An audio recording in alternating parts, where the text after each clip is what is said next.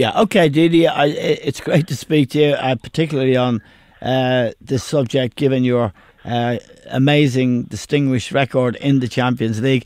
I'm going to ask you the same question I asked my two earlier guests, John Giles and Liam Brady, both of whom sat on the fence very firmly. Manchester City or Liverpool to win the Premier League? I'm saying Liverpool. They're saying it's too early to call it, or you never know, injuries, I think Liverpool, they have a stronger defence. What do you think? Well, I think it's safe to say it's a two-horse race. So I think it'll be one out of the two. Well done, Didi. I'll ask the lads to make room on that fence. I wouldn't be surprised. I wouldn't be surprised if one wins the Premier League and the other one wins the Champions League. I think that's, for me, at the moment, the most likely scenario. That's a very good bet you've just given me there. Liverpool to win. I don't think, I have to say, Didi, Manchester City have the same chance of winning the Champions League as I have of winning the Nobel Prize for Peace. They will get slaughtered as soon as they. I hate to think, but they've got to buy into the last 8 now. Yeah, that's true. Liverpool got a tough game. Yeah, the chance that Liverpool's going out in the last 16 is far greater than Manchester City going out. Yeah. But I can hear you. If you see Liverpool at the moment, if you watch them play, yeah. At times I think who can beat them? Who is going to beat them? That's right. And obviously injuries, and it's hard to see. The only question mark is they've been in that position before. They've been to 3 finals with the manager. They lost them all. Yeah. They probably should have won at least 2, maybe all 3. Yeah. So that's the question. But I don't think there's any doubt that they're far better equipped. They've got a bigger strength and depth.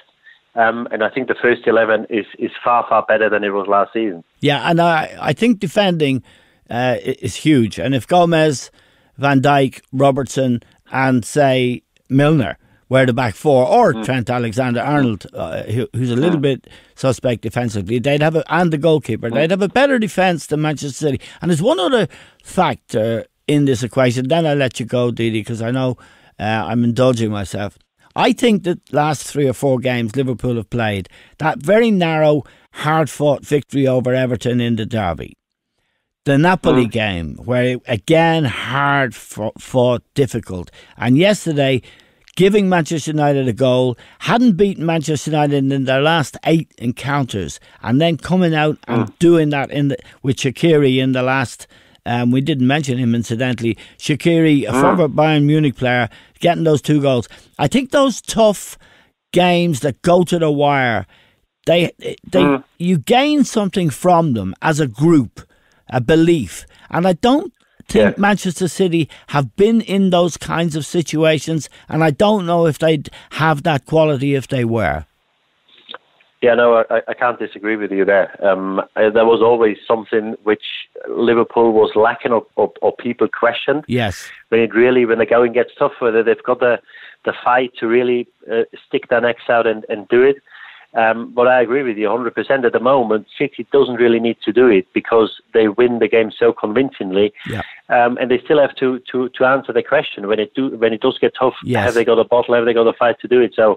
No, I can't disagree with you. And Liverpool look the real deal at the moment. And at times when I do see them play, I can't imagine or I can't think of many, if any, teams who can take them close, especially over 2 legs. I think in a one-off final, anything is possible. Yes. But I think over 2 legs, they are very, very tough to beat.